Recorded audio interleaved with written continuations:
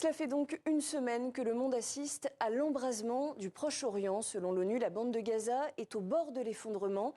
Des milliers de civils fuient vers le sud de l'enclave à la demande d'Israël qui dit préparer une intervention terrestre. Le tout alors que les bombardements se poursuivent.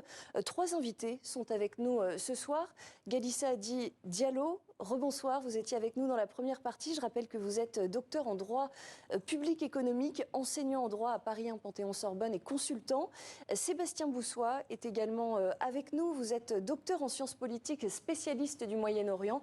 Et nous accueillons sur ce plateau Walid Aboudipa. Vous êtes palestinien, professeur de français à Gaza. Vous présidez l'association éducative Tabassam. Vous êtes actuellement en France pour poursuivre vos études en français, mais vos proches sont évidemment à Gaza. C'est avec vous que je vais commencer, Walid. D'abord, quand vous voyez toutes ces images des civils fuyant, la bande de Gaza, fuyant à l'intérieur de la bande de Gaza vers le sud, qu'est-ce que vous ressentez ? En fait, je suis tellement déçu des images choquantes et les génocides qu'on peut voir sur les réseaux sociaux, sur les chaînes télévisées et devant les yeux du monde entier. Et ça fait vraiment mal au cœur parce que je sais très bien ce que c'est les bombardements. J'ai vécu toute ma vie à Gaza. Je sais très bien ça veut dire quoi les bombardements, de vivre la nuit sans électricité, sans de l'eau, sans la connexion de l'Internet, sans rien. Et tu entends que les voix de bombardement. Et bien sûr, j'ai des sentiments que je peux pas m'exprimer en fait parce que je dors même pas la nuit parce que mes pensées toujours avec ma famille qui sont actuellement à Gaza et depuis hier j'ai pas de contact. Et ça fait mal au cœur de voir les enfants. On parle là des enfants, des victimes non armées, des femmes qui sont en train d'être bombardées brutalement par des armes des armes en fait de destruction massive. Et je peux ressentir exactement la situation à Gaza où la population à Gaza pour le moment ils sont vraiment disparus, désespérés et chacun attend son moment parce que tout simplement ils peuvent aller à nulle part. Il y a les bombardements qui sont partout, il n'y a pas d'abri. Même les hôpitaux ils sont devenus des morgues parce que ce qui arrive à l'hôpital maintenant c'est des cadavres, voilà quoi. Et on l'a vu effectivement dans nos journaux, je précise, vous utilisiez le terme de génocide au début de votre intervention. Je le dis pour nos téléspectateurs, c'est un terme qui n'est pas encore reconnu, en tout cas par le droit international et par les grandes organisations internationales, même si bien sûr ça n'enlève rien à la violence de la situation que subissent aujourd'hui les Palestiniens de Gaza. Sébastien Boussois, Israël et l'Égypte se sont mis d'accord pour laisser les Américains sortir de la bande de Gaza. C'est le Qatar qui a facilité l'ouverture de ce point de passage ? Alors je ne pense pas que ce soit les Américains, je pense que c'est les Palestiniens en l'occurrence. Oui, la situation évidemment jusqu'au bout, elle est tendue et je pense que les Israéliens ont retardé un peu l'offensive terrestre tout simplement parce que la communauté internationale et beaucoup de pays s'émeuvent de la manière dont Israël s'y prend. Évidemment, on comprend cette riposte violente.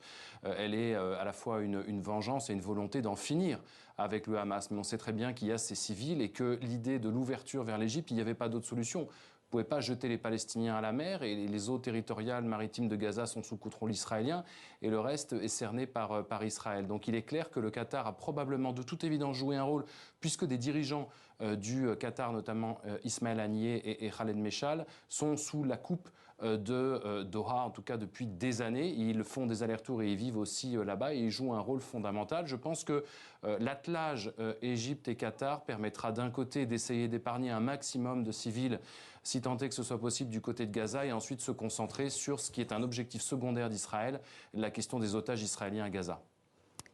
Effectivement, et comme vous l'avez bien corrigé, ce sont bien Israël et l'Égypte qui se sont mis d'accord pour laisser les Américains sortir de la bande de Gaza. Ghalissa Adi Diallo, dans tout ce chaos auquel on assiste depuis une semaine, on a l'impression que l'ONU est absolument inaudible, que les appels du patron de l'organisation, Antonio Guterres, à respecter le droit international, à respecter le droit humanitaire, ne sont pas entendus, en tout cas ne changent rien à la situation. Comment est-ce qu'on peut expliquer que l'ONU soit aujourd'hui ait tant de mal à se faire entendre?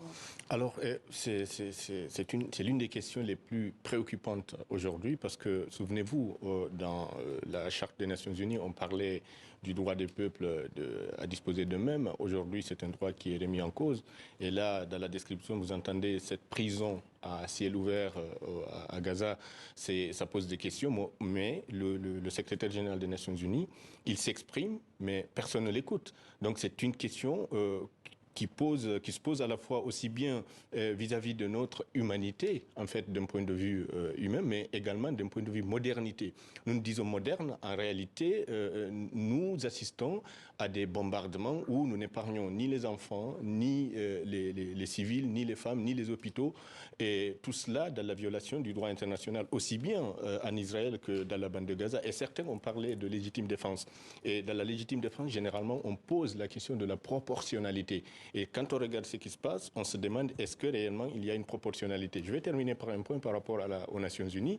On est un peu à l'image de ce qui était devenu la Société des Nations après la Première Guerre mondiale. Et j'espère qu'on va rebondir en passant notamment par des réformes du Conseil de sécurité qui ne s'est même pas exprimé aujourd'hui par rapport à ce qui se passe dans la bande de Gaza parce que justement, ils n'arrivent pas à tomber d'accord. Donc c'est une question préoccupante et j'espère qu'elle sera résolue de telle sorte que les Nations Unies soient encore une fois audibles. Walid Aboudipa, c'est vrai que cette situation, aujourd'hui, elle interroge presque notre humanité profonde, hein, parce que c'est de ça qu'il est question. Comment, dans les territoires palestiniens, les attaques menées par le Hamas sur le sol israélien sont-elles perçues? Comment ces images de civils, par exemple, en train de faire la fête dans un festival en Israël, qui se font tuer, comment sont-elles perçues par les Palestiniens? Premièrement, j'ai envie juste de commenter par rapport à notre collègue là. Il a parlé d'une prison à ciel ouvert. Mais par rapport à nous, les Palestiniens, on refuse même d'utiliser ce terme parce que quand vous êtes en prison, vous avez le droit d'être visité, vous avez l'eau, vous avez l'électricité et tout. Mais moi et tous les Palestiniens ont dit ça, c'est un camp de concentration. Quand on dit ce terme-là, le camp de concentration, c'est comme la Deuxième Guerre mondiale, à l'époque de nazis, c'est des gens qui sont enfermés, sans tout, et après on attend juste la mort. Mais par rapport à votre question, voilà, par rapport à votre question, précisément à la question, voilà. Comment les actions terroristes du Hamas sont-elles perçues aujourd'hui par le peuple palestinien? Mais comme j'ai déjà dit, moi je ne suis pas en position de parler de la politique ou d'une partie politique, bien sûr, mais est-ce que j'ai envie de parler juste de mon peuple et leur souffrance pour le moment?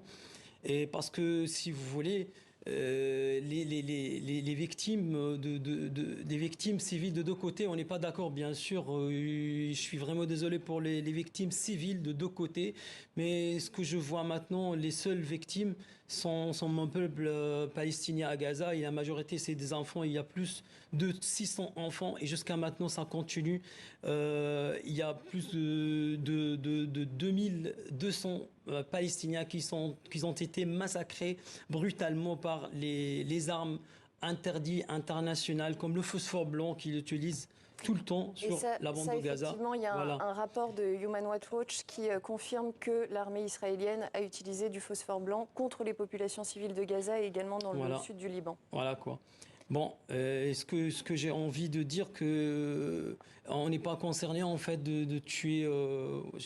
Je parle de la situation de Gaza ou par rapport aux les dernières actions. Ils sont pas concernés de massacrer des civils parce que ça sert à rien pour la cause palestinienne. Voilà. Ce que vous me disiez, Walid, avant cette émission, c'est qu'effectivement, vous vouliez apporter un témoignage en tant que civil qui aspire, vous me disiez, à vivre dans la paix et la sécurité. Voilà. Sébastien Boussois, l'Arabie Saoudite a décidé de suspendre toutes les discussions sur une possible normalisation avec Israël. C'est une décision qui était inévitable pour l'Arabie Saoudite. Qu'est-ce que ça traduit finalement? Est-ce que l'Arabie Saoudite peut chercher à se positionner en médiatrice? Écoutez, je pense qu'à l'heure actuelle, la priorité, malheureusement, aux événements qui se sont passés et ce qui va se passer ensuite, et la question de l'offensive terrestre, la question des processus de normalisation d'Israël avec un certain nombre de pays arabes, que ce soit dans le cadre des accords d'Abraham ou par la suite, à mon avis, viennent au second plan. Si en tout cas l'objectif du Hamas, et s'il était téléguidé par l'Iran, on en attend les preuves évidentes, au-delà du financement, l'objectif évoqué à un moment était effectivement de mettre court au processus de normalisation entre Israël et l'Arabie saoudite. Malgré la réconciliation de façade entre l'Iran et l'Arabie saoudite, l'Iran voyait d'un très mauvais œil le fait que l'Arabie saoudite puisse se rapprocher d'Israël. Tout ça sont des accords bilatéraux, sont du transactionnalisme, comme dirait Donald Trump. Je crois que l'essentiel aujourd'hui, il est de quelle façon est-ce qu'on peut arriver à un cessez-le-feu le plus rapidement possible, qui est très éloigné. Soit ce sont les puissances régionales qui joueront un rôle, et à mon avis, l'Arabie saoudite n'est pas forcément tout de suite maintenant la mieux placée. Ça peut être la Turquie, ça peut être le Qatar, mais ça peut être plus traditionnellement, à mon avis, l'Égypte, soit les Nations Unies. Mais pour rebondir et pour boucler la boucle par rapport à ce qui a été dit, je ne crois même pas à une réforme des Nations Unies. Et pour le coup, Israël, depuis 1948, depuis sa création, n'a pas respecté près d'une centaine de résolutions des Nations Unies. Ce n'est pas demain qu'on va réformer le système international. Aujourd'hui, on voit bien que ce sont les puissances régionales qui jouent un rôle important, et ça sera probablement une puissance régionale qui temporisera une fois le temps de la guerre qui est passé. Tout ça étant évidemment malheureusement provisoire, puisque rien ne sera réglé au sort tragique de Gaza, rien ne sera réglé pour la question des frontières et la création de l'État palestinien, et rien ne sera réglé non plus sur la dérive malheureusement inéluctable du paysage politique israélien, de plus en plus à l'ultra-droite, de plus en plus nationaliste et religieux, et rien ne sera réglé enfin sur la question du retour d'une forme de modération du côté des Palestiniens, en l'occurrence cette fameuse inautorité palestinienne qui est dans un naufrage depuis maintenant une quinzaine d'années. Et qu'on a effectivement évoqué à plusieurs reprises sur ce plateau.